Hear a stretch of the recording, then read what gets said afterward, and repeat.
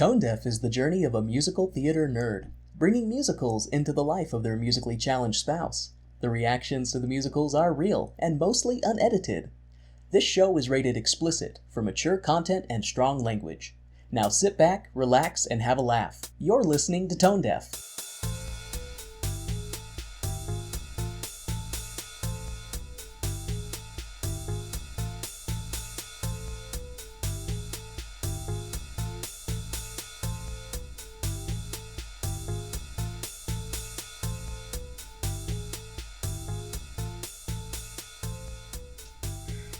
Welcome to Tone Deaf, a theater nerd's guide for their musically challenged spouse.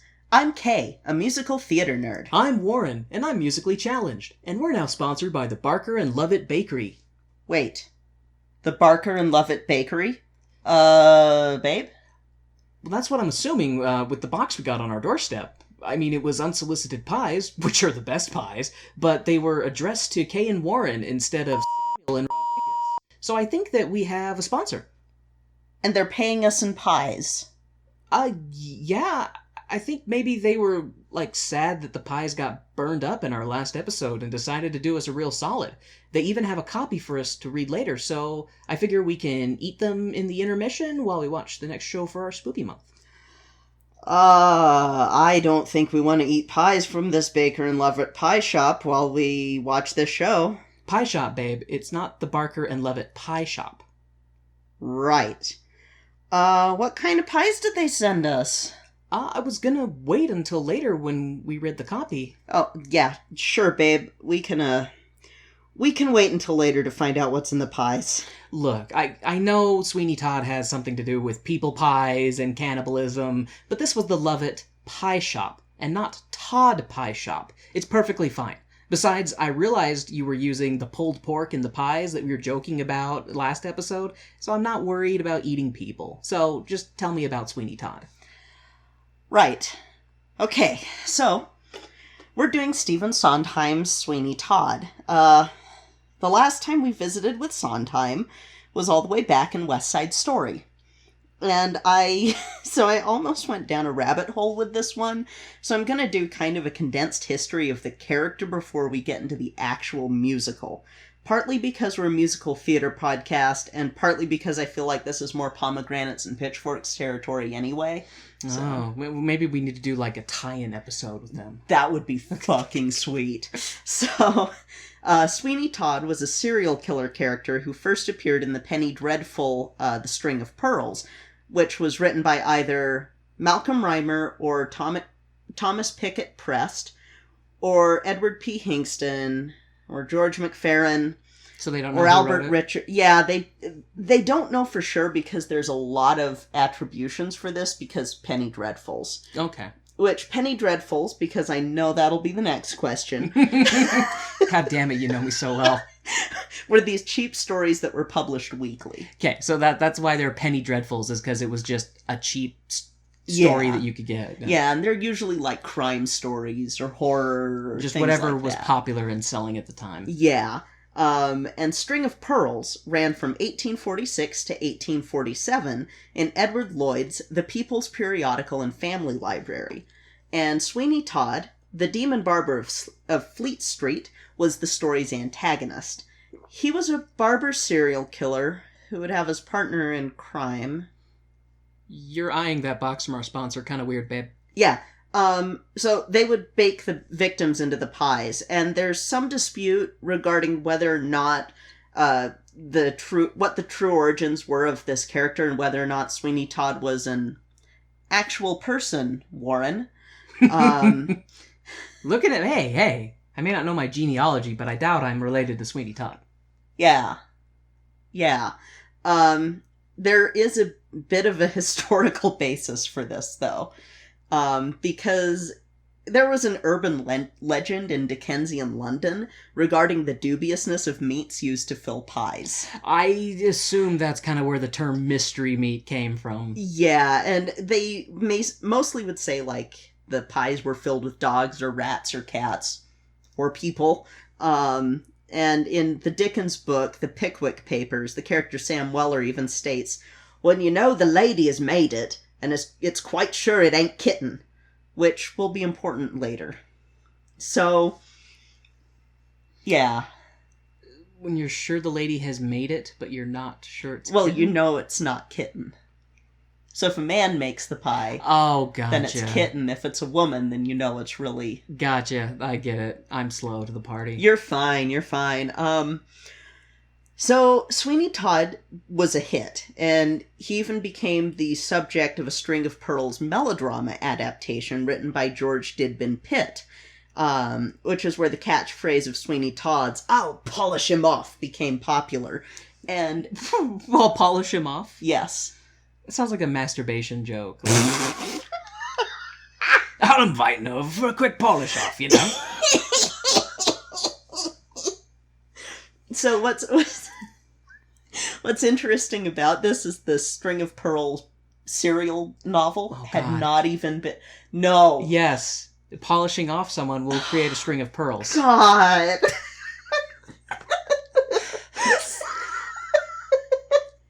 I'm sorry. Not tone deaf without a dick joke. You can't serve it up to me on that beautiful pearl-encrusted platter and not expect me to polish off that joke for you.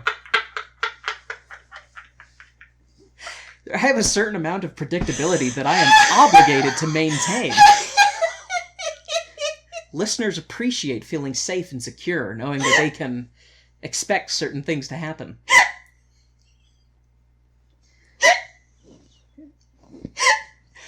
We will also be introducing a new Patreon level that's called Polisher. No! Which comes with unique bonuses only to that level. Kay will talk about it much later in the program. No!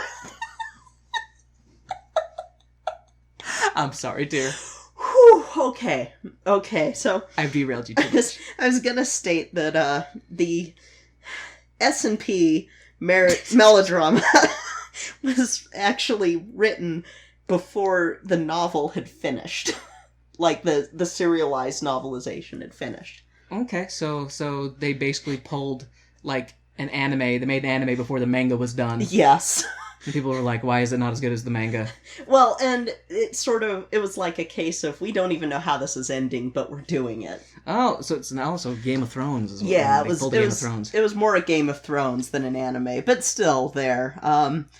What other pop cultural references can we make during Dickensian England with people pies? I'm sure we'll think of something. So, in true American fashion, so the story had first been published as a book in 1850 in London. Like after they had finished the serialized novel, they went, okay, let's put it out as a book. And so 1850 London, book comes out. 1852, the US steals it. That sounds Yeah. pretty US. I mean, This the is ours. US, this is what happened to Pirates of Penzance and stuff, too. Exactly. We'll bring it across the pond and make it our own and deny that we did it. Yeah, exactly. We like doing that in America. Don't trust America. So our serial barber, Sweeney Todd, ended up as the subject of melodramas and dramatic plays, and then he made his debut on the silver screen in 1926. Unfortunately, this was back when the silver screen meant silver nitrate, so that's one movie I'll never get to see. Sighs in El Apostol. Did the premiere go up in smoke? God damn it. Was it a hot release?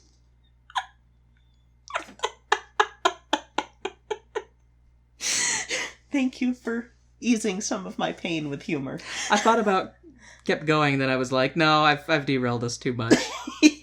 So, at least the 1928 film exists. He was also played... I'm not shitting you with this one.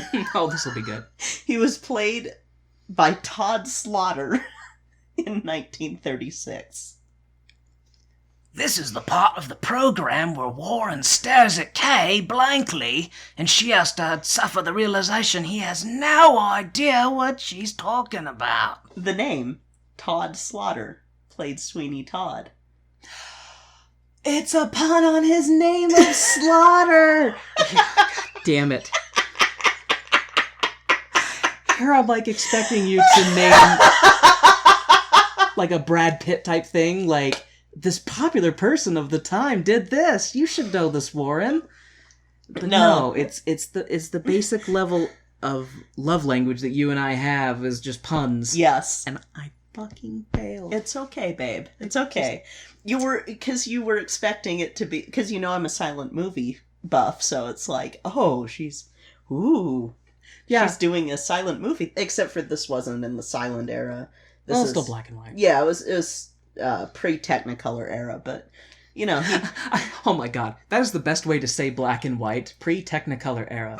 Yeah, I mean, you had Kodachrome and a couple of other things coming out at the same. I love that. I want to describe so many things as that now. Like, but unfortunately, that wouldn't work with an animal unless they were truly black and white colorblind. You couldn't say a dog is. No, their vision is pre-Technicolor. No, they're. I can't. No, we can't do this.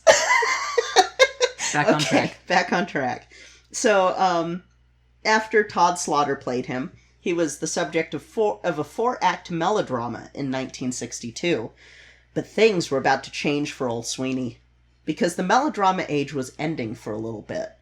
And people didn't want just black and white villains where they were just over-the-top evil.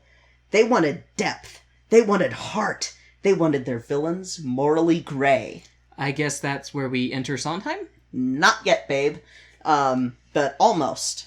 Because in 1973, Christopher Bond released a different version of the story. Bond. Christopher Bond. Shit. So, in this version, he decided he's not going to just be a serial killer. He's this guy who was wrongly sent to Australia for 15 years so that the judge that did this could rape his wife and steal their daughter. Oh, fuck that guy. Mm-hmm. Fuck him in every way. Mm-hmm. Yeah, no, it's one of those things where they went from, oh, he's cartoonishly evil to, no, I can see why you'd murder. No, yeah, you put me in that situation, I'd be putting people in pies too. Like... Yeah, and he returns and finds out about this. He's naturally a bit upset. Naturally. And that's how you create a Sweeney Todd and his partner in crime. Sondheim sees this version, and there's a little twinkle in his eye as a musical version was conceived.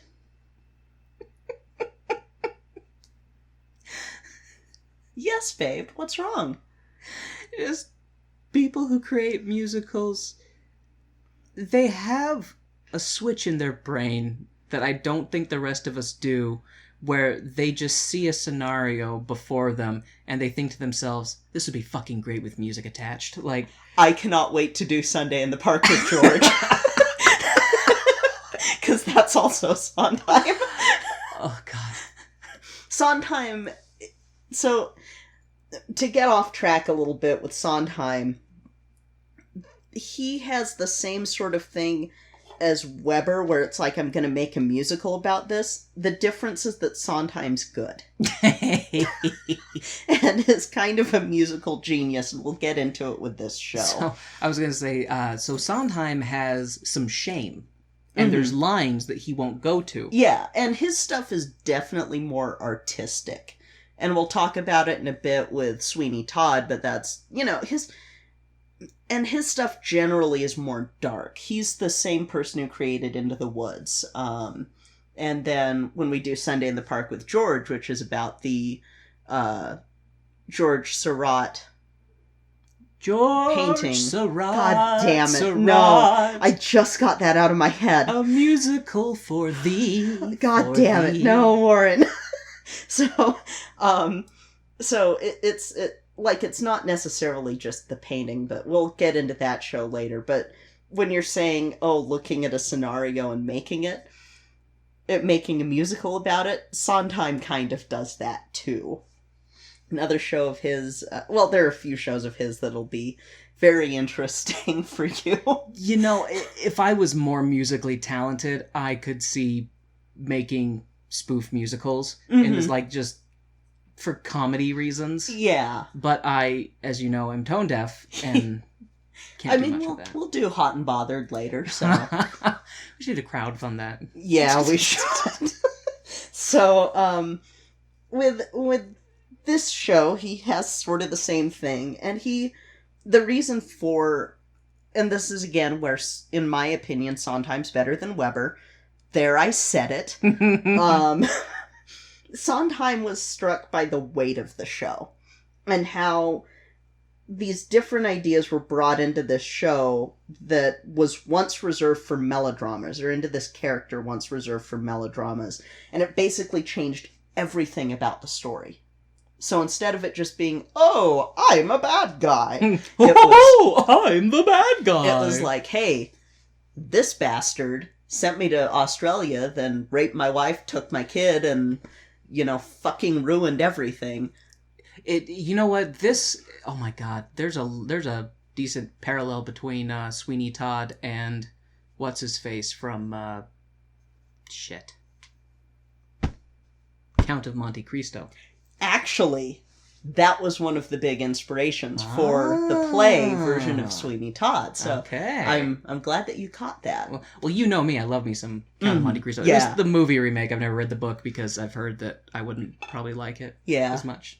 But, it's that sort of feeling that you get with it. Where you're absolutely rooting for the hero because you're like, yeah, your life got screwed over so bad. Go get him. Go get him, Tiger. It's just that Sweeney Todd kind of will get on a tangent. Revenge comes second. First, pies. Well, I'm fucking starving. You'll see. So, Sondheim felt like the addition of music would actually add more. And I'm gonna quote what he said about it.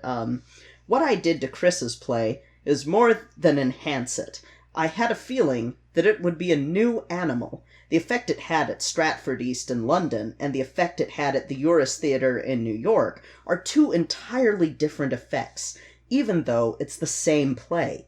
It was essentially charming over there because they don't take Sweeney Todd seriously.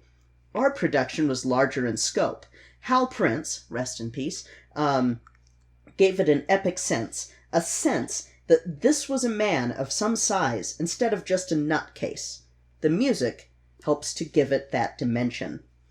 And actually the music is the most important part of this show. Well, it's a musical. Well, in a different way. Okay. Because 80% of this show is music. Now, when you say 80% of it is music, is it just music the whole time, or is it like 80% sung through? Music the whole time. Okay. There is sung music, but there's also music underscoring the dialogue, which doesn't happen in a lot of shows, as you've seen. Yeah, as you were saying that, at first my brain was like, okay, why is that so important? And then I started thinking, have I seen that in others? No, I guess I haven't. Yeah, it's not a common thing to do in shows, and generally, if they do that in a musical, it'll be one that's mostly sung through. And in this case, there is dialogue, but most of it is sung. And I want to say there's only... Well, I'll probably get to it later in my notes. This show is his most complex score. And I actually think it's his best. Okay. I haven't seen all of his shows, granted, but the music in this just... Mwah. Out of the ones you've seen, you think it's the best? Out of the ones I've seen or listened to. Like with this one, I haven't seen the whole show. I've seen scenes, and then I've listened to the whole show, and there's actually a really good cast. I believe it's the original Broadway cast on Spotify, and it is pretty much the entire show. And I've listened to it, and I'm just like, yes, yes. Nice. I love this. I wonder if that's because they have more music in it, so they have more of the in-between parts before they're singing? Yeah, the only show that I've seen that's not a sung-through or a mostly music-driven show that does the same thing, where it's like pretty much the entire show is in one or two discs, is Damn Yankees. Okay. And that would be the 1996 revival cast. So it's not common to get that, which I really like with Sweeney Todd. And that's a cast recording that I will just crow about forever. And we'll get into it, but I have not seen the Johnny Depp movie, and we'll talk about... I've seen a tiny bit of that. I don't remember where I was, but it was like on... and I'd seen part of it, and then I had to go away. So it's like Mm-hmm. I couldn't even tell you what part it was that I had seen in it. Yeah, we'll talk about it in a sec with regards to the cultural references with this show, but well, I'll talk about it right now. There's a scene in the movie Jersey Girl that was my introduction to Sweeney Todd when I was young and my mom was getting me into Kevin Smith films, because I mean, my mom let me watch Dogma when it first came out, so... Speaking of... Mwah. Yes. But there is Jersey Girl Kevin Smith? Yes. Yes, okay. I'm pretty sure. It's one I haven't seen, but I'm pretty sure. But there's a scene where the lead's daughter is in Sweeney Todd. Nice. They sing the song God It's Good, which is the opener for the second act. And I was just like, I think I like this show, and is something wrong with me? So it's a really good show, and we'll be seeing it soon. So there's actually a pair of songs that are going to end the first act that are so dissonant from each other. Because the first song is Holy Crap Heavy, and then the second song is my favorite song in the whole show because I legit laugh at the puns. Nice. That's Yes. awesome. And this expanded a part of the original play, actually, that was just a bit of dialogue going, I'm Sweeney Todd and I've finally snapped and want to kill people. And then his business partner being, sweet, I'll bake your victims into pies and sell them because meat is expensive, yo. So... And then of course, my brain doesn't go, oh my god, that's horrible. My brain goes into, well, did they know about stuff like Kuru, and were they smart to not use any of the brain and spinal fluid? Because otherwise, you could eat people, it'd be okay. You wouldn't have any, Yeah. negative repercussions. I mean, they're not eating the pies, so... Yeah. They're selling the God. pies. So... I just love that it's like, whoa. I never ate anybody. I just sold the people food to the people to eat it. People pies. So, Hal Prince, who passed away recently, was brought on to direct and ended up taking it from, oh, this is a cute little horror musical, to, no, this is a gigantic metaphor for the Industrial Revolution. He didn't even want to direct it at first because Sweeney Todd, and, just like, oh, this is a melodrama, this is gonna be dumb as shit. And then he came up with this metaphor and made the set into this giant steel horror show that critic Jack Kroll had said were part cathedral, part factory, part prison that dwarfed and degraded the swarming denizens of the lower orders. And he goes on to say Sondheim didn't have the same conception, but he went with it. And this is the take that Sondheim had on Prince's direction. Hal's metaphor is that the factory turns out Sweeney Todd's. It turns out soulless, defeated, hopeless people. That's what the play's about to him. Sweeney Todd is a product of that age. I think it's not. Sweeney Todd is a man bent on personal revenge, the way we all are in one way or another, and it has nothing whatsoever to do with the time he lived in, as far as I'm concerned. Sondheim had to convince Angela Lansbury to take her role in the show. Babe, you're staring at the pies again, and I'm starting to have this feeling that I'm going to need to do some soul-searching about whether or not I want free pies. Yeah, so Lansbury was like this huge star in the 70s when Sondheim was creating this show, and she was saying, it's called Sweeney Todd, and I'm the second banana. And then... Then Sondheim auditioned my favorite patter song of his, A Little Priest, and said, I want her to have a music hall character. And Angela Lansbury was like, shit, that's how I came up in theater. Fuck yeah, I'm doing this. Well, okay. She didn't actually say that. She said, not just music hall, but Dottie Music Hall. But I like to think of Angela Lansbury saying fuck, so... No, I mean, and this is a historically accurate podcast, so that we have rewritten history. That is what it is that is now. what it says. That is what Angela Lansbury said. Angela Lansbury said fuck. If she would like to come on our show and say that she didn't say that, she's welcome to. Open door. Absolutely, Or if she wants to come on our show just to say fuck. That we are open to we that. are a platform for great celebrities to say fuck. Absolutely. And us. And us. Especially us. So, he then gets Len Carew on as Sweeney. And Hal was busy with his, giant steel murder set, so Len and Angela basically created the characters themselves. And Len said of Angela, that cuckoo style of playing Mrs. Lovett, that was pretty much Angela. She invented that character. Love it. And Angela said, I just figured, hell, I've done everything else on Broadway. I might as well go with Mrs. Lovett. Oh. And then, on opening night, on March 1st, 1979, this critic, Harold Clurman, went to the former general manager of the Met, Schuyler, whatever his name is, Chapin. I'm just going to call him Chapin. And said, Good choice. Yeah, and said, why wasn't this here? And Chapin was quoted as saying, I would have put it on like a shot if I'd had the opportunity. There would have been screams and yells, but I would, because it's an opera. It's a modern American opera. So, the first production of June of 1980, with 557 performances. Pretty good. This show won 8 musical. Good for them. Yeah, and it deserves it. I'll be the judge of that. Okay.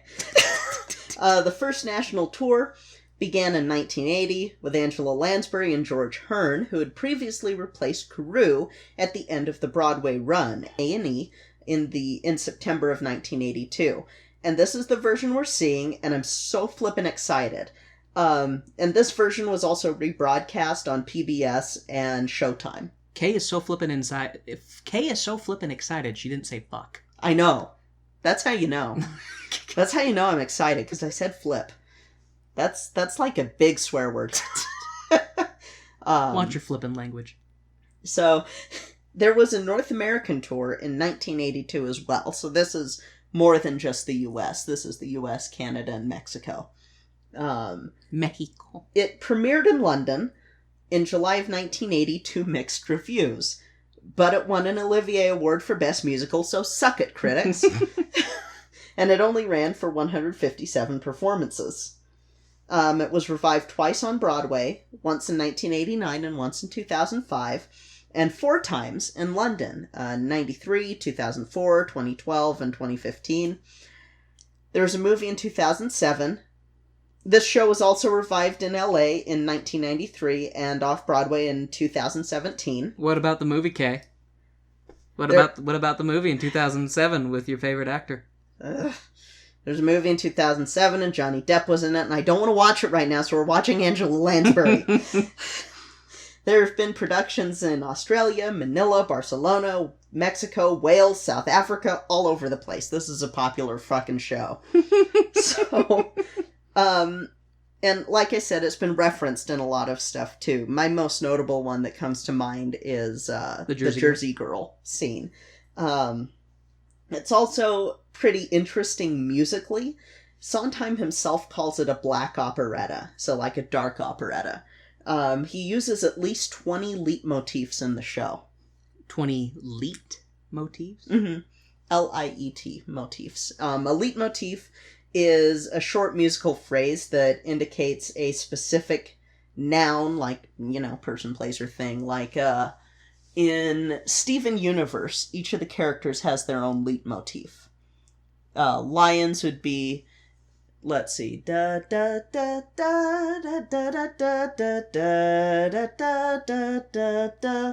So whenever there's something important with lion, that plays. Or Garnets would be the da da da da da da da da da da from Stronger Than You. Okay. So My brain is having brain cells bump into each other, and I think they're having a conversation. I think I understand for now. Is that neuron growing? Maybe. I don't want to be overly optimistic. So it's a maturing neuron. Sorry, I've been playing so much Ancestors right now. is on my brain. The neuron is polishing off and growing. God damn it. So, in this show, Sondheim collaborated with Jonathan Tunick, and I would say, and so would a lot of other people, I'm pretty sure, that this show has, like, his best counterpoint. So where people are singing over each other, or singing, gotcha. like, back and forth and stuff like that, and it also has some of his best harmonies. He is heavy on angular harmonies in this, which is where harmonies are jumping between fourths and sixths and having an odd rhythm, and being like Bach, who is one of Sondheim's biggest influences. So, in the attempt for my brain to grow a little bit here, would that be the kind of thing of, like, you have someone high, someone like, ah, oh, ah, oh? Yeah, and, like, if you... So, I'm trying to think of a piece of Bach's that you might... Do it by name. Like, if I heard it, I would probably recognize it, but by name I won't. But that's Yeah, okay. We will just move on. But yeah, if you want to think angular harmonies, or really think Sondheim, think Bach. Which is why, again, Sondheim is my favorite out of the two big titans of musical theater. Because harmonies is when they're supposed to be singing the same thing together. Yes, they're harmonizing, but yeah. angular harmony, it just sounds like they're harmonizing at two very different... Yes, it's a little jarring to the ear, but it's not bad. Like, it's more of an unexpected thing. Let's see. Where am I in my notes? Sorry. No worries. So, like I said, Bach is a huge influence for Sondheim. He also was using the Dies Irae chant, which is what I was playing when you were playing Fallout the night that I was working on the script. Okay. When you were hearing the Dies Irae, Dies Irae, he uses that in the show, but not with the words Dies Irae. It's actually what he kind of uses for the Attend the Tale of Sweeney Todd, which I just fucked up. But in his song, The Ballad of Sweeney Todd, which is sung throughout the show and has been stuck in my head alongside Que Sera, Sera, so my life has been hell for the last 2 weeks. Because it's just been there in my brain. And as I said earlier, the song is mostly sung, or the show is mostly sung through. Only 20% of it is dialogue. So it's not a sung through, but it's close. It's knocking on the door. Yeah. It's sticking its foot in the doorway. It's like, hello, Mm-hmm. can I join you? And they're like, you can bring one leg in, but you leave the rest of your fucking body out the door. Exactly. And it's wow. I say exactly like, yeah, this is a totally normal... Totally normal analogy. Yeah, Warren... for every human being, that's a total normal analogy. Totally normal. God damn. You just know what to expect from me. Yeah. You're like, this is normal for you, but it's not normal for anybody else out there. So, yeah, it's one of those things where this show, I like it because not only is it kind of different for musicals in general, but it's different for Sondheim. Because experimentation is good. Like, artists need to try new things. Yeah, Sondheim's not my favorite composer, but out of the great, like the ones that are described as the greats, he's my favorite.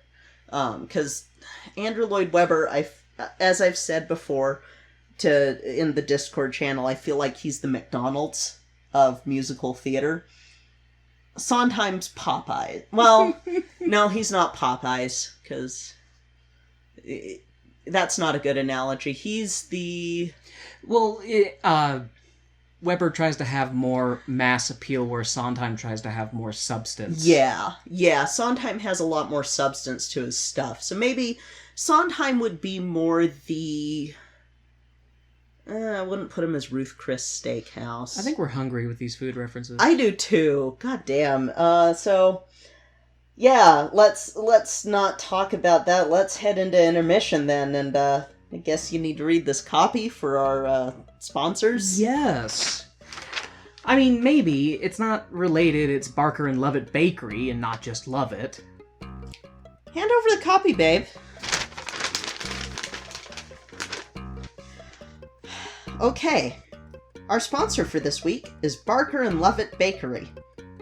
We are bringing the delicious taste of pies, pasties, and cakes that we have been famous for since 1846 to your door.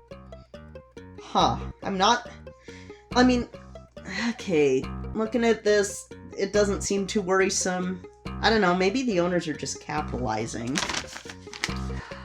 Craving a delicious shepherd's pie? We have you covered. We even have our very own king cake. With high-protein diets being all the rage, our products will certainly satisfy your appetite, as these are heavily fortified with more protein than the average baked good. Oh, so it's like when my mom would make those flax pancakes every now and then. Flax pies. I'm not sure, babe. Well, I'm not seeing anything too worrisome. We have the Beatles pasty. Ew, like bugs? That's not spelled like the bug. So, like, is it some sort of Beatles-themed pie? You know, I haven't heard too much from Ringo as of late. What? Keep reading. Let's see. The American pie, it's either a sexy pie or a deep-fried one. Or it's a Buddy Holly pie. What? So, the song American Pie is possibly... You know what? Never mind. Keep reading. Okay, There's a chess pie? Is it American or Russian? What? Never mind. We'll get to that when we cover the play chess. There's a Bobby and Andy pie. What's that? I really hope they meant Bob Andy. I'll just go down their list. Boysenberry pie, flapper pie, Jamaican patty, financier. Is that like a cake? Maybe? Oh, blondes and brownies. Probably made from actual Girl Scouts. Don't be mean, they're paying us. Well, I'm just saying this is a little suspicious. Well, then I won't tell you about their ladyfingers. Oh, come on, they're not even hiding it now. On a customized, customized pastry, here we go. Like, choose your own filling. That's like way expensive. And it's got all these instructions. You have to provide an address and a list of... What? We here at Tone Deaf regret to inform you that we are no longer accepting the sponsorship from Barker and Lovett Bakery. Let's go to intermission, Kay? Oh God. Yeah, let's go to intermission. Intermission, Kay. Chop. Yep, let's go.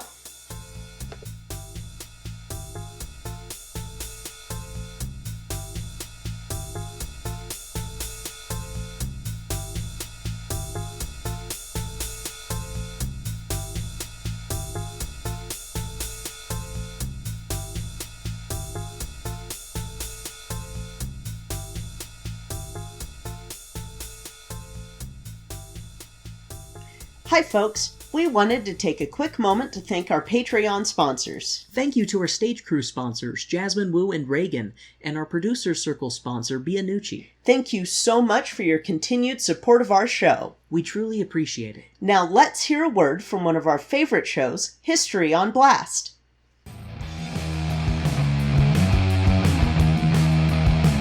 Hello, and welcome to History on Blast. I'm Hillary, and I'll be your host as we call out history. Every other week, we'll be putting a different person, place, time, or event on blast for the shit that they pulled. This ain't your grandpa's history podcast, so if this sounds like your cup of harbor tea, be sure to subscribe on your favorite podcast catcher.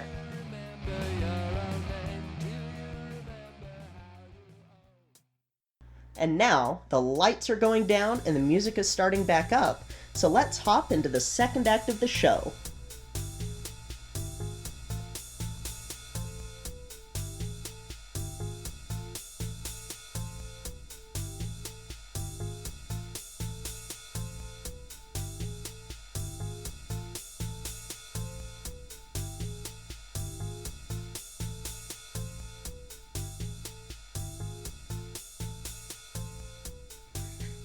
Well, if you can hear it over the mic, that episode really got Latte's appetite going. Yeah, she's like, People pies, I sure could go for a cookie. Yep, she's eating a cookie, so if you can hear it, that's what's going on. chomping away in her crate 4 feet away. How'd you like it? It was a musical that had some good songs in it. I don't think it's one that I will readily be excited to watch again. Yeah.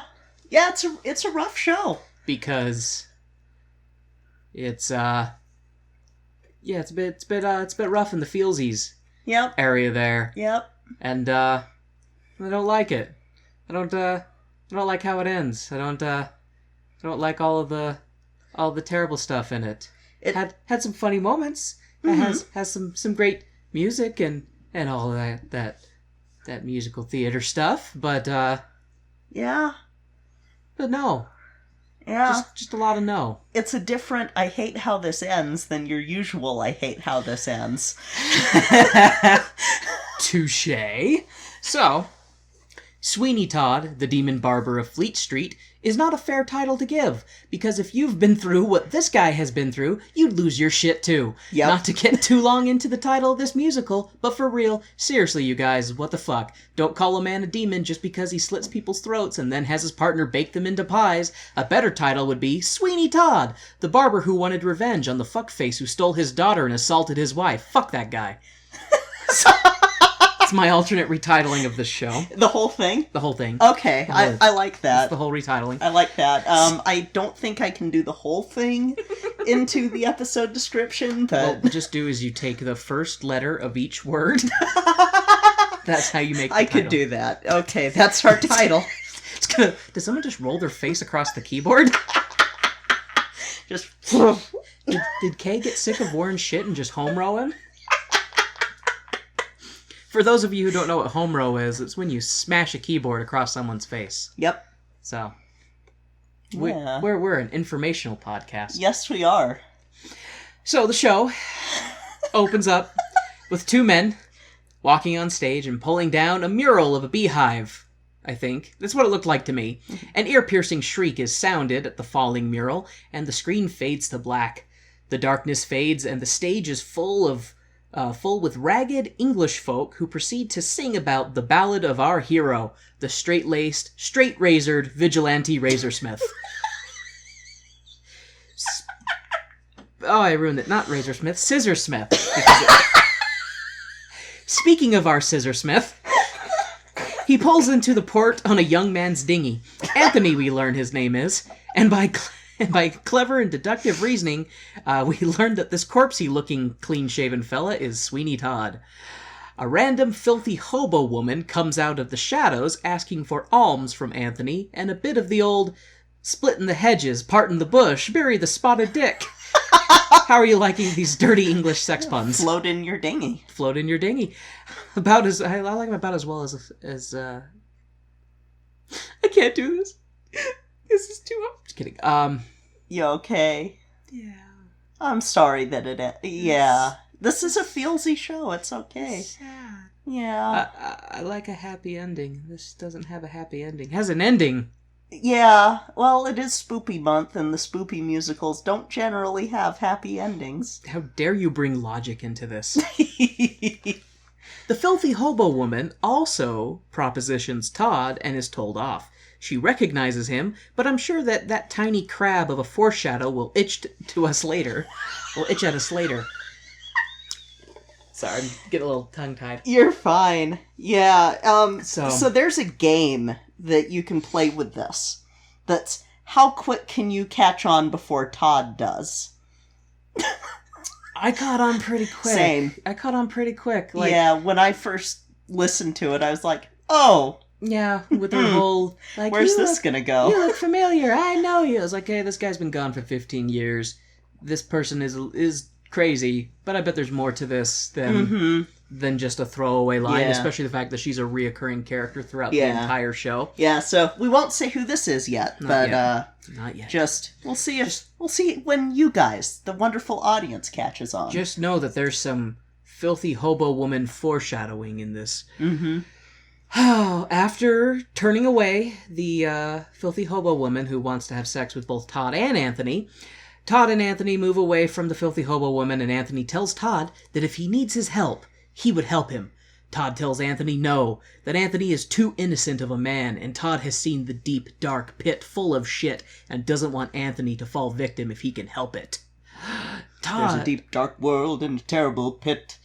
Da-da-da-da-da-da-da-da-da. And it's Yeah, full of shit. Yeah, I can't sing that song fast enough, but yeah. It's you are absolutely right about the music in the show, because like the music is really good, and they have a song that is reprised multiple times. It's just the Ballad of Sweeney Todd, I guess. It's just the Demon Barber of Fleet Street. Yeah, and the whole it's a terrible world in a deep dark pit, and it's filled with demons, and it's filled that part he sings that a lot in the show, and the more that he has his sanity slip, the worse it gets. Yeah. At first it's... Yeah. At first it's more of, like, off the cuff, and he's just like, the world is a big pit full of shit, and there's vermin living in it. And then later on he's like, there's this deep, dark pit, man, full of shit, and everyone's vermin. Yeah. So... Oh, poor Sweeney.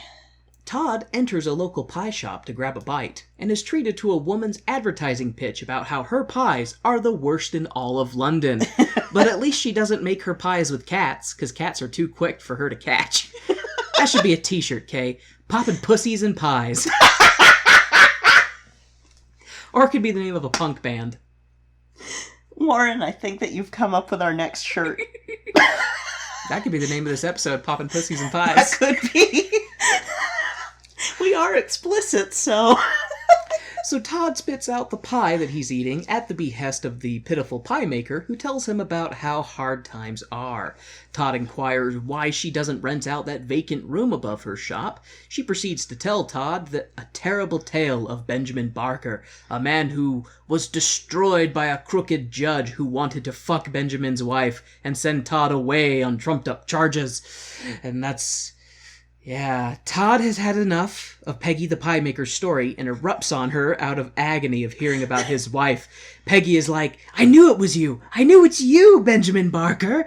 That's when we're treated to what Sweeney Todd's real name was. He was beloved barber Benjamin Barker, who was a respected pillar of the community, had a wife, had a newborn child, and it had it all taken away from him because some overly privileged fuck was like, that vagina.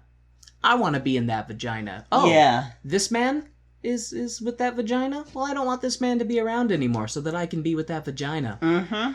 Oh, that vagina had a little vagina? I'm going to take that vagina home in a to-go bag. Like, Oh, shit! The judge in this is... Yeah, he... a horrible, horrible character, and I don't like him. Yeah, you kind of just want to see him die right away. Oh, my God. Like, as soon as you know who he is, you're just like, that man. Want him dead. All the death upon that man. Todd inquires about the fate of his wife, Lucy. Dead. Died from poisoning. Arsenic from the apothecary on the corner. And his daughter, Joanna, who is in the adoptive paternal clutches of Judge Turpin. Peggy Piemaker, who, I guess her name is actually... Did they say Nellie Lovett. Nellie Lovett. Yes, I love it. Lovett is like, hey, I saved your barber stuff. You can be a barber again. And Todd is like, aw, yeah, I'm going to take this sexy silver slicer dripping rubies all over the floor. Rubies are an analogy for blood. And he's going to take this ruby dripping razor and use it on all of those who have wronged him. All of those who have wronged him. Yep. The sweet crimson droplets of righteous justice for now. Todd's arm is complete. My notes are not doing this show justice because I'm a little fucked up from that show. It's okay, babe. I understand. Because, like, as I'm watching the show, my brain just goes into crazy alternate history mode. Where it's just like, oh my God, if I was in this situation, oh my God. And I think I empathize with Todd's character a little too much. Even because he gets fucking evil. He becomes evil later on. Yeah. And I'm just like, but I feel like, so, because I feel a little bad saying this after we had said all the stuff in the Death Note episode about how, there's that point where light goes too far and you just can't care. But with Todd, he still has that, I miss my kid, my wife is dead, and this man wronged me, I'm gonna fucking snap.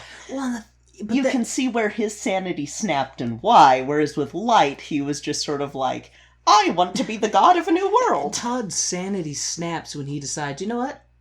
I'm just gonna kill everyone. Yeah. That's when his sanity snaps. If it was like, oh, I'm gonna be the barber of the working class. I'm just gonna go after the rich and overprivileged who are using their power and authority to oppress the lower class. No, he's just like, you know what? Fuck this shit. I'm gonna kill everyone I possibly can. Yeah, and I think that this does do a good job of... Because I can see where he comes from, too, with it. That's the thing, is that they do such a good job of making it make sense as to why he would suddenly just go, fuck it. But we aren't to that point yet, but yeah. I think one of the things, too...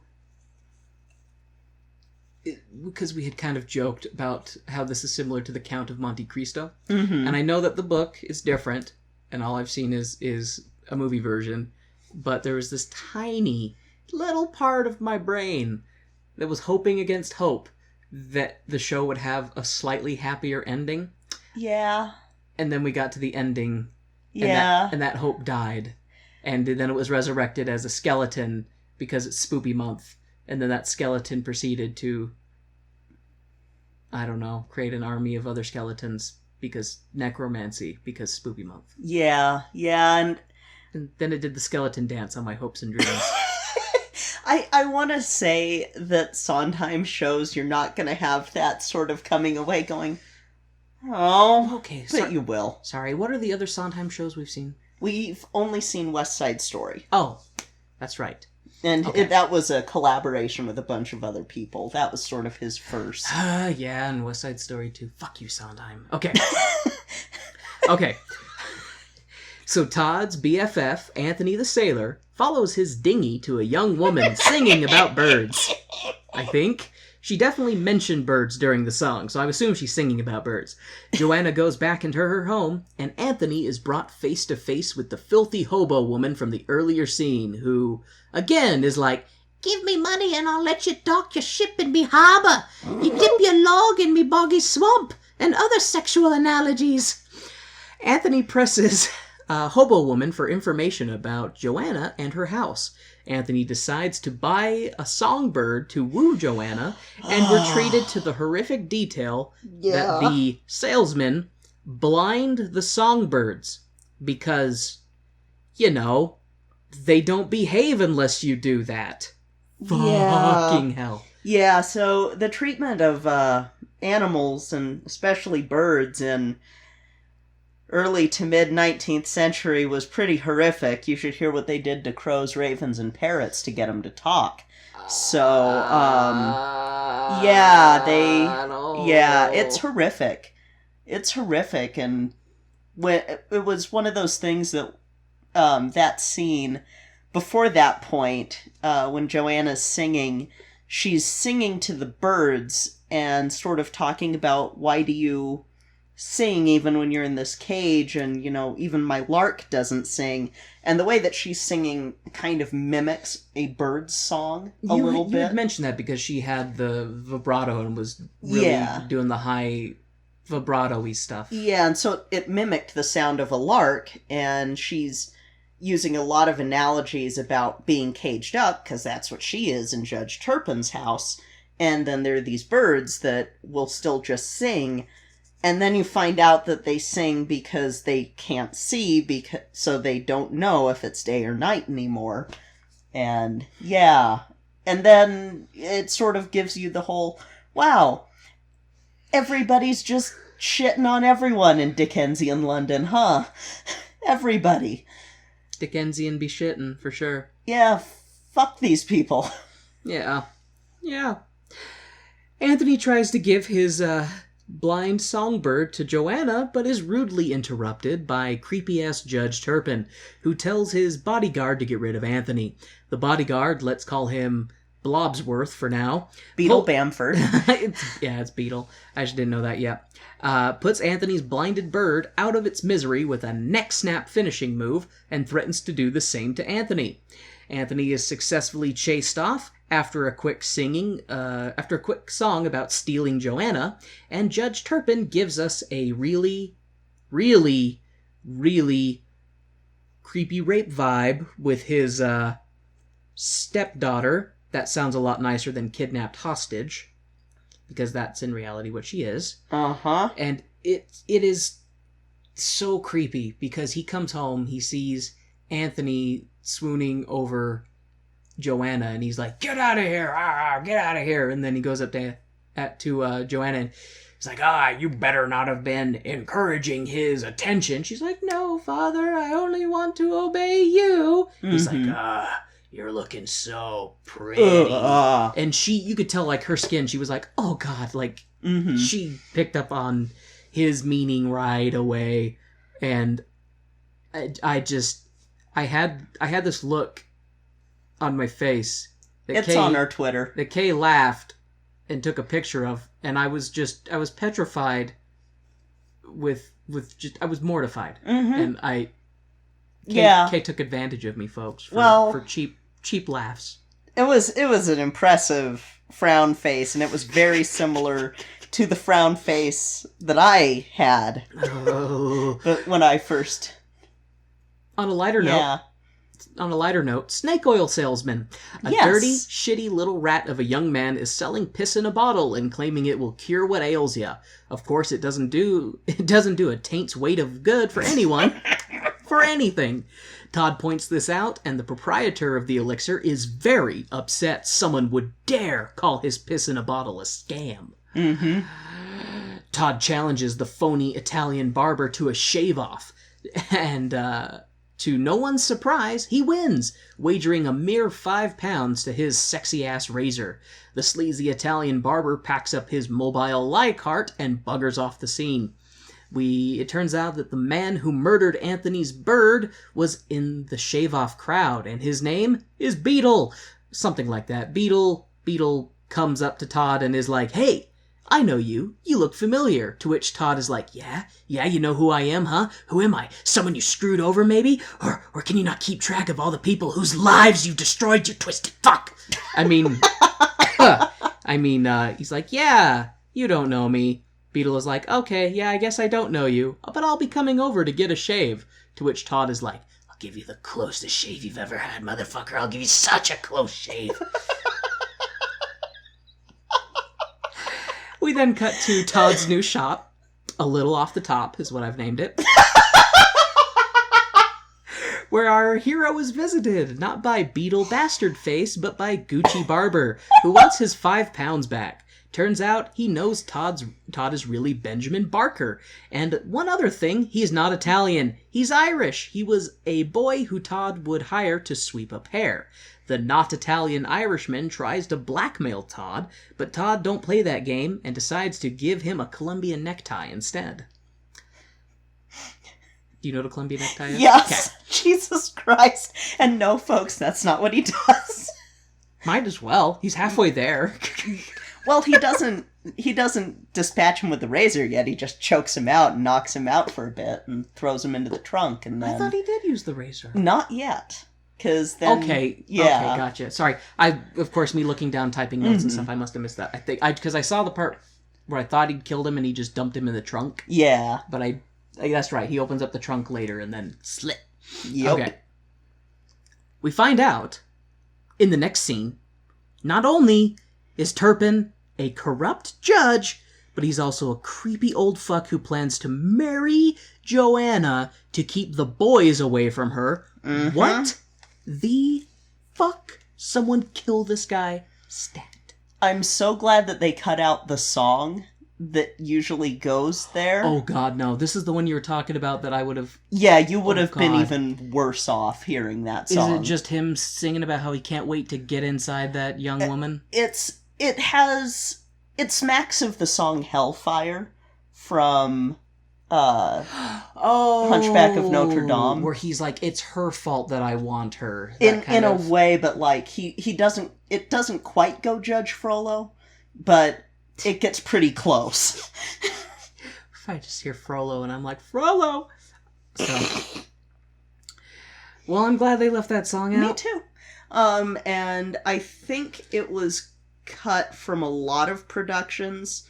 Like, it was originally in it, and then it was cut out, and then it's been added back in a few other productions, so... Oh, well, joy. You know, it's more of a... How much... Can we make you hate this guy even more? How much can we make you hate this guy so that you root on Sweeney Todd for... How much do you hate Judge Turpin? Can we make you hate him more? The answer might surprise you. The answer is yes. The judge is complaining to Beetle about how Joanna isn't excited to marry him. Bitches be crazy, am I right? Beetle is like, I know, I have an idea. You just need a shave. That will make the girl all excited for your geriatric genitalia. She's 16. She's a baby. And he's like, a Jillian? Yeah, she's a baby. She's an itty-bitty baby. Beetle plugs Todd's shop to Judge Turpin, and the judge is like, okay. The judge then has Beetle lead him to Todd's shop to get a little off the top of his lifespan, that is. Beetle bounces off the stage at the behest of his master, and the judge meanders on up the stairs to Todd's shop, being so kind as to ring the bell. Otherwise, he might have overheard Todd talking about how much he wants to kill him. Mm-hmm. Judge Turpin takes a seat in Todd's chair, and the two share a song about pretty women, and right before Todd is ready to slit his throat, Anthony rushes onto... Wow, I totally butchered that when I typed it. Anthony rushes in to not read the room, and instead divulges his plans to elope with Joanna on Sunday before she can be wed to Turpin. To which Turpin is like, oh, hell no. And he freaks out on Anthony because of Joanna, and on Todd for knowing Anthony. Turpin rushes out of the rushes out of the room in a grumpy old man way, mumbling about how he's gonna lock Joanna away so no one can fuck her. And Todd... That's what he's basically saying. And Todd tells Anthony to get the fuck out. I said out! Because Anthony ruined his chance for revenge. And there's a part that I love this in the show. After Beetle leads Turpin to Todd's shop, and he's like, Turpin's like, all right, I won't be needing you. He's like, very good, sir. And Beetle goes off, and Todd's God, I'm getting everybody's names mixed up. Turpin is just like, oh, okay, stairs, stairs. Rings the bell, and when Todd is at the top, and he like looks down, and he's just like, oh my God, like his voice changes. It's like a little boy with excitement. He's like, Santa came early and brought me everything I wanted. He brought me a judge to murder. Like he's like singing to Love It. He's just like, the judge is right there. Like I love the acting and that exchange in that part, because he is just so excited that he's gonna murder the judge already. Yeah, no, his acting is fantastic. Oh, everybody did a good job. Yeah. I mean, and the two main people, Todd and Love It. Yeah. Crap. Remind me what her name is. Angela Lansbury. Thank you.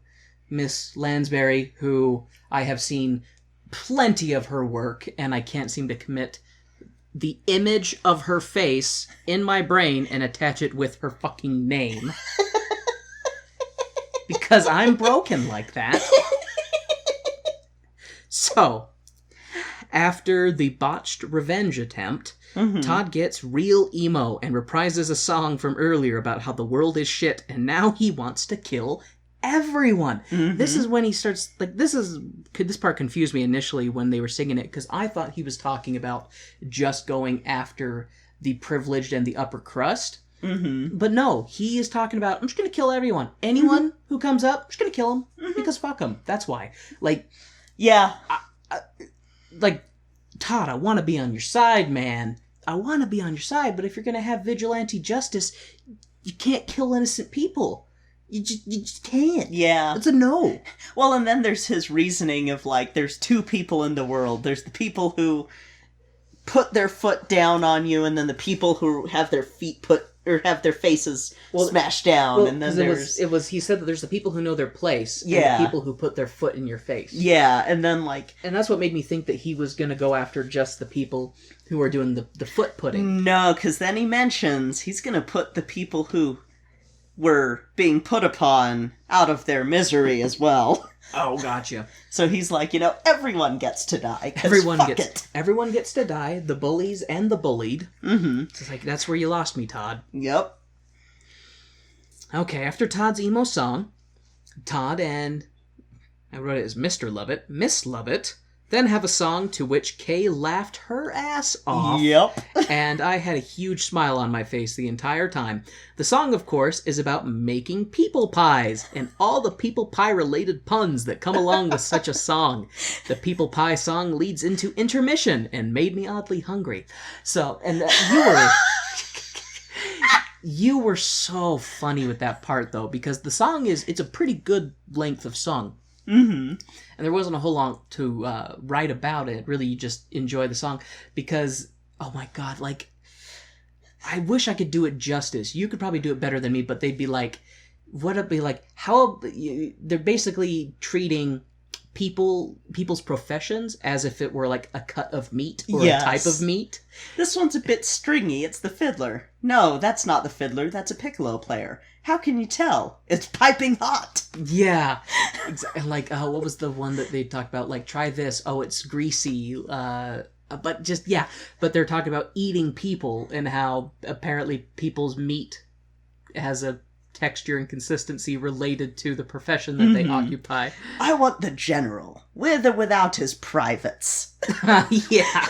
So it's a pretty great song in like a super dark way. Which of course that's Kay. The best kind of humor. Well, that's Kay's humor, top to bottom. Yeah. Which is one of the reasons I love you. I love you. So that song leads us into intermission. We come back from intermission to see the success of Miss Lovett's meat pies. She's fancy. She has customers. She has achieved the London dream. And all it took was murder and cannibalism. Todd shows off his murder chair to Miss Lovett, who is like, "It's gorgeous!" while the dinner mob screams, "More hot pies! More hot, juicy meat pies. Yeah, sweet and savory, hot meat pies. Pies so full of hot meat that they're bursting their buns to contain all that succulent, swollen sustenance." What the fuck? I wish everybody could see the look on your face right now. Hey, I'm trying to bring some joy to this dark ass musical, and if I have to do it with sexual arousal, I will do it. It's not tone deaf without a dick joke, or 2, or 5. Or 20, or however many I can cram into this tight space. Oh, and Anthony is still here. If you were all wondering, he's just creeping outside of Joanna's house, singing about how much he loves her and how he's not going anywhere without her. Yeah, Anthony, because love at first sight is a real thing. Oh, and the song goes to Todd's shop too, where he's indiscriminately killing all of his customers. I thought he had sung about just killing the rich and elite, but no, he snapped completely and is just killing everyone. Poor business plan there, Todd. Meanwhile, during this scene, Filthy Hobo Woman is the only one who seems to know that something isn't right with the pie shop. Granted, she's insane, and right for the wrong reasons, but she knows the scent of human flesh for some reason. She's just like, this is wrong, everything's wrong. Because of the devil. They're devils. She's a devil woman. It's like, well, you're not wrong. City on fire. City on fire. Oh, hey. So Judge Turpin put his underage child bride to be in an insane asylum. Because any beautiful young woman who doesn't want to hop on his fossilized caucasaurus must have something wrong with them. I'll let you process fossilized caucasaurus. Jesus Christ. Anthony tries to get help for the wrongfully imprisoned girl, but who does his plea for help fall upon? Well, Beetle the bastardly fuckface. That's who. Beetle insists that Judge Turpin is a perfect, wonderful man and that Joanna is deserving of being there, what with her obvious insanity and whatnot. Anthony is chased off by some of Beetle's goons and retreated to a song number by Mrs. Levitt. Miss Levitt. Love it. Love it. Love it. Not Levitt. Love Levitt it. was our former governor. Love it. Love it. Love it. Sings leave to it. Todd. Love it. Love you. I love you. Love it sings to Todd about how she won't leave it. You know, things are pretty good. We have a legit, honorable business on the up and up, and maybe they should settle down and be a couple of business partners who also are a couple. Miss Lovett wants to love Todd's it, but Todd is like, I'll never love again. I won't be happy until I get my revenge. And that scene did make me laugh because he's just sitting there kind of being curmudgeon. He's like, the judge hasn't come back to my shop since Anthony chased him away, and I want to get my revenge, but the judge hasn't come back yet. And Lovett's like, quit your pissing. We have a great business. We've got money. How about we, run away together and open up a shop on the coastline, and you can kill people by the sea, and I'll bake their corpses into food. So kind of a fun thing, and I was debating on whether or not to say it now or say it later, but so this story that was told over and over, 3 characters are there pretty much throughout the entire run of the Sweeney Todd story, as in from 1846 on. And can I guess? Yes. So how many did you say? 3. So Todd, Mm-hmm. the judge. Nope. What? Todd, Lovett, and Toby. Oh, everybody else is optional. Yes. Because, they didn't have this original backstory for Todd. Todd was originally just a serial killer whose That's right. business partner would cook them into pies, That's and then they right. had the unwitting And then they gave servant boy who... And they gave him the humanizing factor because they were like, we want our characters to have depth. Yes, so... Gotcha. And so there was a lot of, some versions you would have Miss Lovett being just a business partner, some she was into him, some she was not 100% willing, and it's But, in the original, she, if I remember right, she is willing to cook people into pies, because, times are hard. You need meat. Have you seen the price of meat lately? We've got to use cats. Got to put those pussies into Gotta pies. put them pussies in the pies. Anthony runs into Todd to tell him he knows where Joanna is being held, and the two hatch a plan to pass Anthony off as a wig maker, looking to buy some crazy people hair for his crazy people hair wigs. As Anthony rushes off to save Joanna and agrees to bring her back to Todd's shop, As Anthony rushes off to save Joanna and agrees to bring her back to Todd's shop, while Anthony procures a ship to make their escape, Anthony is fleet of foot, with pistol and passion in full swing. He leaves to rescue his beloved, and Todd appears to be setting up Anthony for a little bit of betrayal, because Todd starts to write a letter to Turpin being like, hey, a sailor is going to abduct your stolen ward. If you hope to see her again, come to my shop. Not sure if Todd is going to betray Anthony to get his revenge. I am kind of curious what you know of this, because I don't after watching it, I don't think that he was going, haha, I'm going to use Anthony in order to get my revenge. But it definitely seems like he was stepping on Anthony's dick trying to get some revenge. A little bit. It was more of this is a great way to get him to my shop. Get Turpin over here, and Anthony probably won't be here when Turpin shows up, and I can dispatch with Turpin. Because knowing where Todd's thought process is at this point in the show, I thought it was completely believable that he would... Yeah. He's killed so many people. Of course, why wouldn't he sacrifice Anthony if it helped him further his goal? Yeah. That's kind of where my concern was for poor young salty dog Anthony.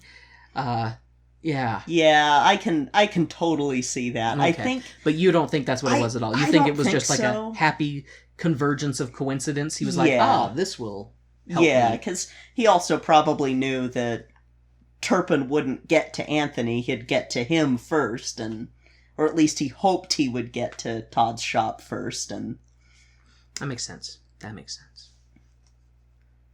The boy, Toby, as I have learned that his name is, has a moment and has a song with Miss Lovett where he's like, "You're so great and wonderful, and I love you, and I would never let anything happen to you. I'd fight for you. I'd die for you. And that Mr. Todd man, I think he might be bad. Holy shit, you have Mr. Palaspalaksky's Pirelli. the fake Italian Irishman's purse. You have his purse. I knew something was going on." And he loses his shit once he sees Lovett pull out Pirelli, is his name? Pull out Pirelli's purse. And Toby is an interesting character in that at first he's there because Todd kills his boss and then tries to be like, "Oh, well, he slipped out the back and left. He said stay here and he'll come back for you." And the boy's like, "Okay, I guess I live here now. I guess I work in the pie shop until the barber comes back." And Lovett, she is a... God, it's so weird to say that this character is good, aside from the cannibalism with pies, or this person's good, aside from indiscriminate killing, or this person's good, aside from being a complete fucking idiot. Anthony, in case you're wondering. Toby... Well, I'm going to focus on Toby a little more than I had planned on. I feel really bad for Toby. As you should. I think I feel worse for Toby than anyone else in this show. He is probably... Him and the beggar woman are the two biggest victims in the show. Yes, you are right. They are the two biggest victims. Joanna, no clue what really happened. And I mean, she is up there, actually, with biggest victims. Joanna definitely... Joanna's different thing is that for the majority of her life, she has lived in a gilded cage. Yeah. So she's lived in a very pampered, comforting life, but she was still a prisoner. Yeah. She was still a prisoner to the person who ruined her parents' lives. And then as soon as she started looking like a woman, Judge Turpin got a boner for her, and it's basically there. So yeah, there's three people who are the ultimate victims, but definitely Toby and the beggar woman have it the hardest, I think, because of what's gonna happen to both of them. I just feel bad for Toby because he's this crippled kid who was working with a con man first. And then he has this gig working at the pie shop. And he really likes working at the pie shop because Lovett is so nice to him. Yeah. And he's taken care of. He's got food. Like, he's beaten like he probably was with Pirelli. With Pirelli. You know, he's treated with some amount of respect. And so he develops this emotional attachment to Lovett, and he sees her as kind of this... I've noticed, like, the way he behaved to her, it was this weird combination of maternal love and potentially romantic love, in that, like, she was a mother figure because she was an older woman who was providing and being kind to him, but at the same time it was like he had protective feelings. I won't let anything bad happen to you. Like, it was almost like that I don't know if he had romantic, but definitely the maternal, like I'm not gonna let anyone hurt my mom. Don't say bad things about my mom. Don't take advantage of her. Yeah, except I got a different tone from the way he behaved. Know what it reminded me a bit of, and you're not going to like this, is Homelander and his relationship with... No. That's not... Granted, it didn't go that far. No. But that's what it reminded me of. No. Like, there was this... I purged that from my mind. That was gone from my mind. I had forgotten about all of that because I had just shut that part of my brain off. Well, I brought it back. God damn it. Brought it back. Now let's talk about it. Just kidding. So... yeah. So Toby has his song, with Miss Lovett, in which he's like, I love you. I won't let anything bad happen to you. Hey, Todd is bad. You should be careful of Todd. And Lovett, of course, loves Todd, so she's like, oh no, you're fine, don't worry. And she's the one who hatched the let's put people into pies idea. This is true. She is the one who hatched That was her idea. the cannibalism pot pies, yes. So after Toby sees the purse, Pirelli's purse, and freaks out about it, Lovett is like, no, you're mistaken. It was a gift from a pawn shop. You know how you've always wanted to help me make the pies, Toby? Well, let's go ahead and get started. You can help me start making pies now. And Lovett lures Toby into the bakehouse and locks him in to practice grinding meat. I thought for sure she was going to kill him, and then she just kind of locks him in there until I assume she can talk to Todd to be like, hey, what do we do with him? He knows too much. Yeah, he knows too much. And as she's like coming out of the bakehouse, it turns out that Beetle has shown up. And Beetle Bastard shows up to talk to Lovett about complaints that they've received regarding the establishment's chimney and the foul odor oozing forth from it. Lovett is able to distract Beetle Bastard from investigating the bakehouse by dangling a free manscaping appointment with Mr. Todd and his little slicey friend. So she basically tells Beetle, like, oh, well, it's locked and I don't have the key, Mr. Todd has it, and he's not here, so you'll just have to come back later. Well, when will he be back? Oh, I don't know. He went somewhere. He'll be gone for hours. And as she's saying that, Todd fucking walks in the door. And she's like, oh, Mr. Todd, I was just telling Mr. Beetle how you were looking forward to giving him the best shave he's ever had with a facial massage, all free of charge. And there's a great part where after Beetle is like excited about his free manscaping appointment, he goes through like the curtain to leave, and Todd just turns to Lovett and gives this like devilishly wicked grin. Just he's like, hee. Yeah.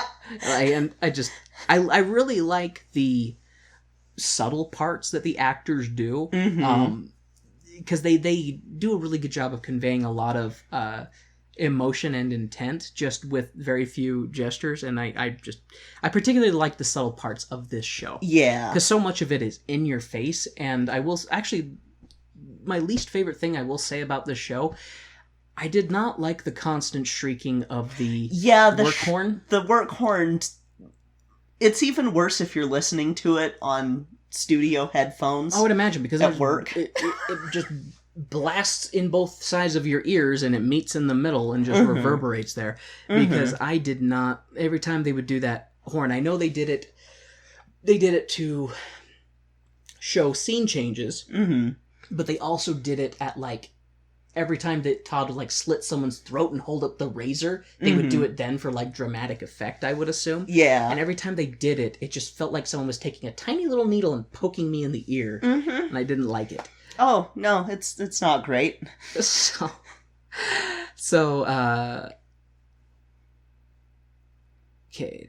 Okay. Anthony was successful in his deceit of Mr. Fogg, the proprietor of the insane asylum that Joanna is being kept at. And he is ushered in to find Joanna. A brief tumble ensues in which Anthony drops his pistol, because of course he fucking does, like a useless chode, and Joanna gets a bit o' revenge herself and shoots Mr. Fogg. The two of them run to freedom and right into Todd's shop. Anthony tells Joanna to wait there, and he tells her to wait there, and he takes off to procure their getaway vessel. Filthy Hobo Woman has her filthy Hobo Woman sense kick in, and she sniffs out Joanna, all the while screaming, "Beetle! Beetle!" Like why is she calling for Beetle? Because he would be he's member of law enforcement. He's like a constable or something, but doesn't she know he's a despicable fuck who won't help? Oh yeah, but she's also not completely with it, so she's... I guess that's fair. So she's screaming for Beetle while she's sniffing around the pie shop, and she finds her way up into Todd's barbershop, but is confronted by Todd, who proceeds to... Well, and right before this happens, she gets over to where in the previous, or in the scene where we're finding out what happened to Joanna. So in the very beginning, when Todd goes, basically he goes back home. He goes to his old shop, and there's the pie shop, underneath his barber shop, and he's talking to Lovett and asking, well, what happened to the people who used to live above you? And that's when she's recounting, oh, well, poor Benjamin Barker had a wife, had a daughter, and then all this shit happened. Mm-hmm. And in that scene, you see, as they're recounting, you see a woman holding a baby, like, in the background behind. In this corner, where now a trunk sits. Prior to that, there was a cradle.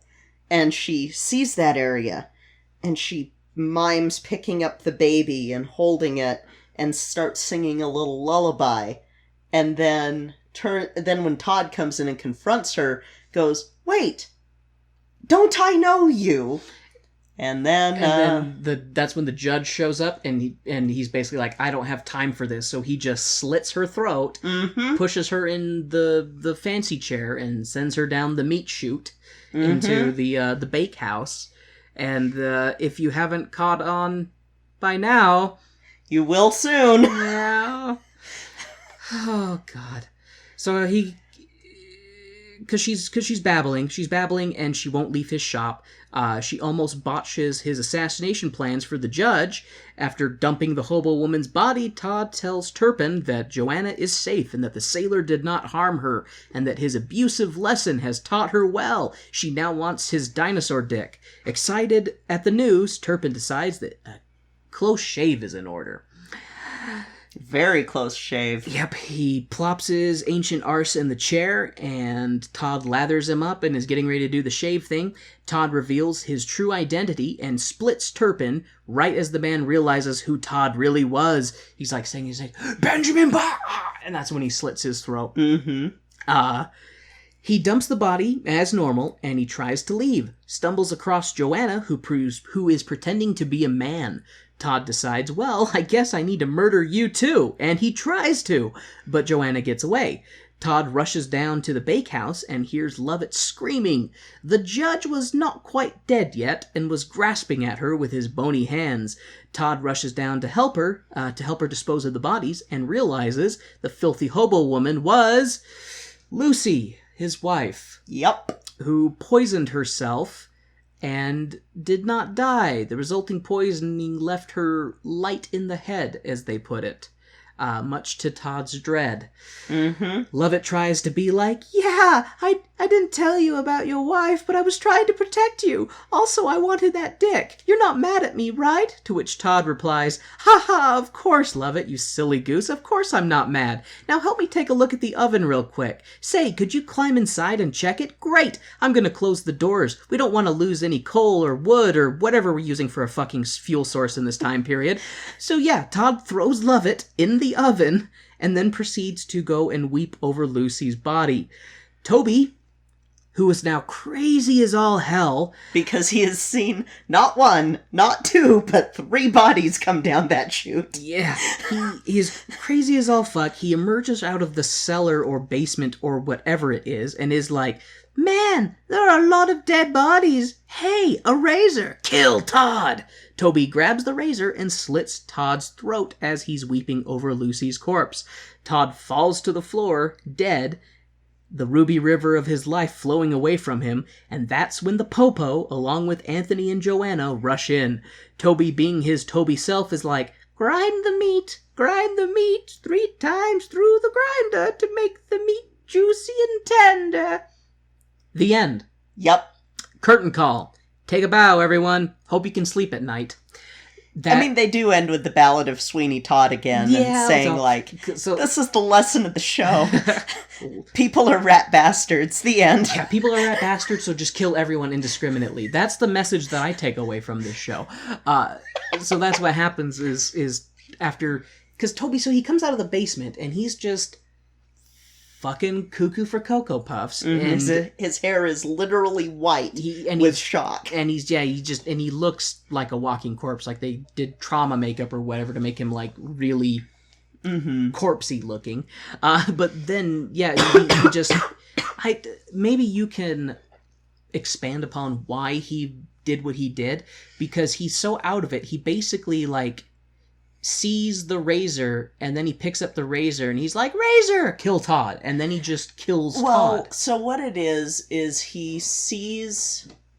He probably heard what happened to Lovett, comes out, sees the razor, sees Todd, and he does bend down and touches Lucy's neck and pulls away blood, and goes, "Oh, I was right. You're a demon. I'm gonna kill you now." Because that's sort of where his mind has gone, and while he's doing it, he's just, patty cake, baker's man.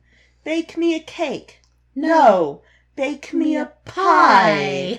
And, oh man, that scene is fucking chilling. It is definitely very creepy. And I do disagree that he heard what happened with Lovett, because I don't think he's in the right enough mind to hear her get murdered and keep it together. I think he would have been, like, hysterical and weeping and wailing and maybe trying to open the doors to save her. Shock does some amazing things to you. Yeah, I mean, sure. Or like, he maybe not that he knew for sure, but he could put 2 and 2 together enough to go, you probably killed Lovett. Well, for all he I'm knows... gonna go...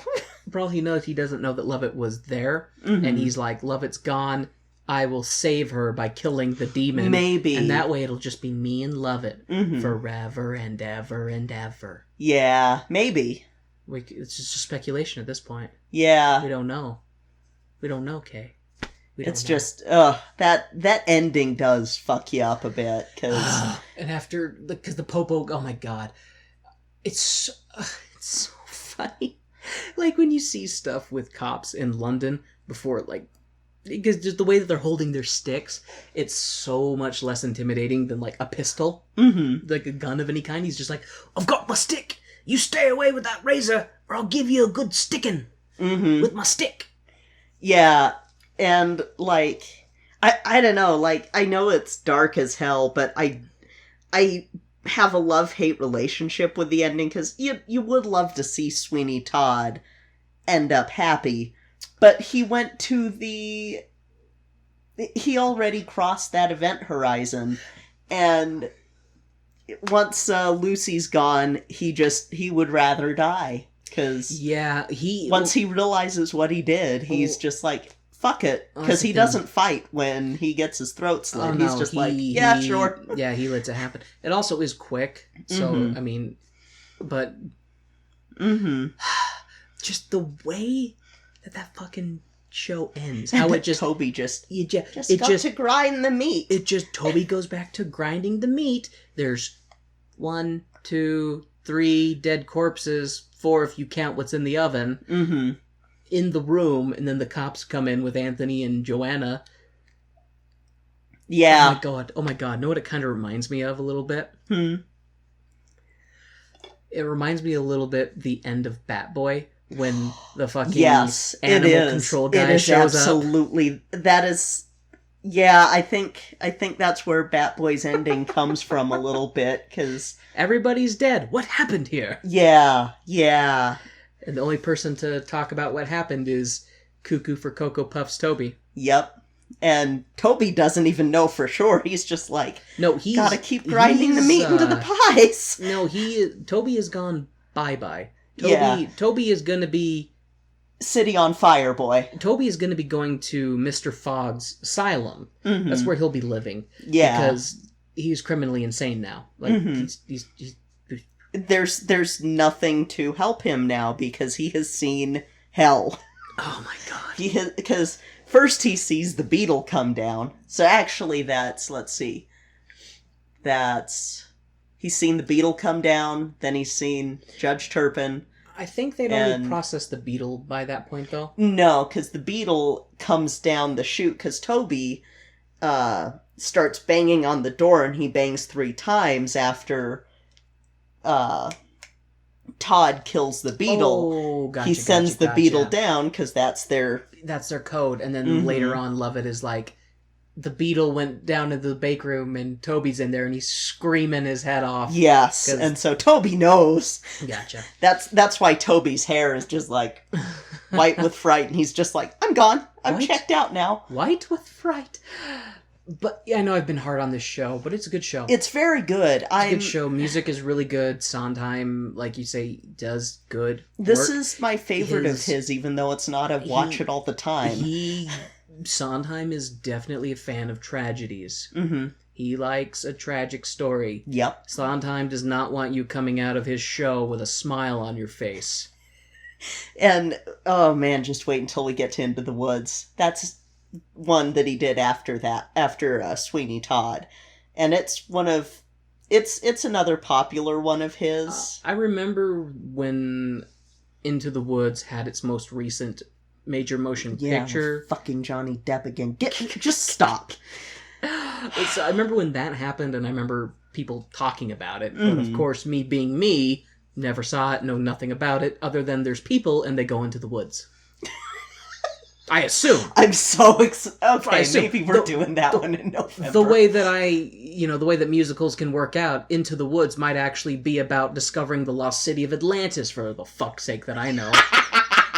Into the Woods! Put on the scuba gear. I mean, it's Sondheim, so it's going to be kind of what it says on the tin. I mean, you know, Sweeney Todd. It was about Sweeney Todd. The Demon Barber of Fleet Street. Yep.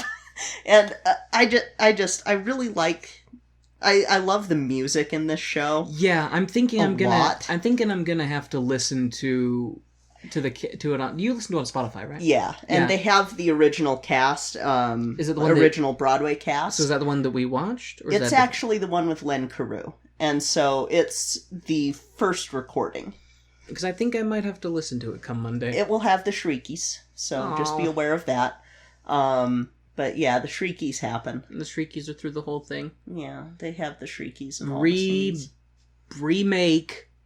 I'm telling you, theater executives who I know are listening to our show, remake Sweeney Todd with no Shriekies, okay? Do something else. Do I don't something know, else. maybe the Johnny Depp one doesn't have the Shriekies. I haven't seen anything except for the scene with him and Alan Rickman, But it has Johnny Depp who gives you the EBGBs. Yeah, and it's a stupid reason why he gives me the heebie-jeebies, but he does. Hey, it's a perfectly And- reasonable reason. Every reason is a reason that is reasonable to the person who reasons it. This is true.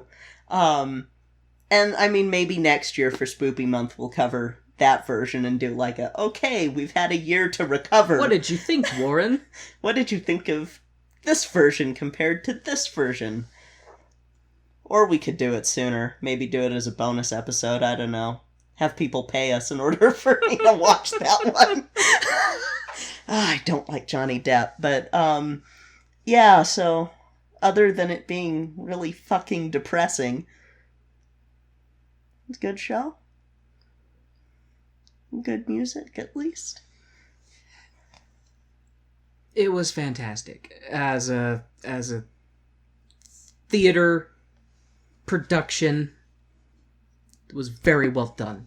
Mm-hmm. I'm very angry about how well it was done. It had good acting, it had good singing, it had good choreography, it had humor, Mm-hmm. and it had heart tugs, and it had hope and inspiration and depths of despair undreamt of by most mankind. Yep. It had a lot of stuff going for it. Yeah. Welcome to your first real Sondheim show. Fuck you, Sondheim. So, in order to do our next show, we're gonna have to do a dance. Do a little dance. Well, see, Make a little love. I'm gonna need you. Down tonight. Sorry. I'm gonna need you to do a step to the right, or what is it? A step to the left. Step to the left. Not step. Sorry. See, singing the song threw me off, so gonna need to do a jump to the left, Jump to the left. and then a step to the right. Step to the right. Throw your hands on your hips. Throw my hands on my hips. Pull your knees in tight. Pull my knees in tight. You have not heard this song before. Are you surprised? Let's do the time warp again. God damn it. So I have only heard that song, and I think you and I watched a snippet from the movie With with that that song. But no, of course if I'd heard the tune, I probably would have recognized it. But It's just a jump to the left, and and then a step to the right. Yeah, Put your yeah. hands on your hips, and pull your knees in tight. Sounds like the Chastity song. Pull your knees in tight. That's totally not the show. So yeah, we're gonna do our own midnight showing, except not at midnight, of Rocky Horror Picture Show. The movie version, not the stage version.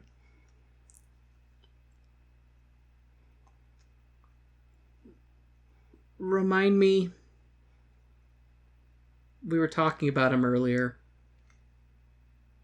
The guy in... Aha! Yes. Aha! Yes. What's his name again? Tim Curry. Tim Curry, thank you. As we say, you know your type of person from your first Tim Curry movie. Some people it's Rocky Horror, some people it's Clue, some people it's Fern Gully, some people it's It, which is where that horrible laughing clown noise came from. You know, my first one might actually be Fern Gully, Yeah, which has one of the coolest villains of all time. which is voiced by Tim Curry. Yeah. I want to say that my first Tim Curry, it's torn between Fern Gully and Clue, because I was into both around that time. Oh, Clue's a great movie. It is. Because I was reading the Clue books, which those were a thing, and they were amazing, because they were mystery books. And yeah, so, but yes, we're not doing Clue, the musical. But Is there we a are... Clue musical? Oh, hell yeah. Oh, I demand that we do that at some point. Oh yeah, we will once I can find it. Oh, fair point. But this one we could find, because your mom has it on on their Raspberry Pi, so we can borrow it and watch it. Groovy. Which, yeah. I don't know, it's been... So it's... I know that you have negative emotions attached with this show Yeah. because of an ex. Well, and also, I had seen it once at home, and I was like, okay, I guess. And then I saw it at a midnight showing, and realized that I am a fucking introvert, and being around that many goddamn people is nightmare fuel to me. See, and the only thing And that that many people doing shouting at the screen and stuff. I'm like, oh god. if you put a gun to my head and you said write down a list of everything you know about Rocky Horror Picture Show, you know, what would it be? Okay, Tim Curry, people in lingerie for some fucking reason, time warp, bang. So that's all. Those three. Bang. That's all I know. Also the lips at the beginning singing science fiction double feature. I don't know if I've seen the very beginning. I will. You will soon, Soon. and you'll recognize the song because I parodied it. I do know that you parodied it. Yes. Parodied Parodied it. Parodied it. Words are hard. They are hard. But yeah, so we'll do, because we missed last week, then it'll be a double feature this week, and it'll be a double horror double feature. Musical horror double feature. We're gonna double team those horror features? Or are we getting double teamed by the horror features? I don't know, your emotions got kind of fucked over by Sweeney Todd, and It's because I'm a spongy bastard. it's okay. I mean, my emotions also get messed up with it. I'm just numb to this show now. I'm a delicate, sensitive sponge who is spongy in nature and feels sad for fictional people who don't exist. Hey, I feel sad for fictional people that don't exist too. It's okay. I mean, we don't know for sure if Sweeney Todd didn't exist, you know. He could have been real. He could be right Demon behind Barber you. of Fleet Street. I'll have to... Would you eat a pie made from my flesh, Kay? No. No. I wouldn't. How would you know it was made from my flesh unless you participated in my murder?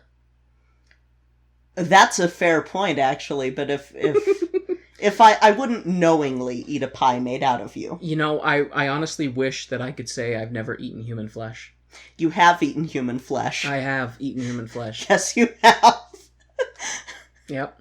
That was... We're just going to leave that hanging in the air for our listeners to speculate. Where has Warren eaten human flesh? Yeah. Was it with a tribe down in New Guinea?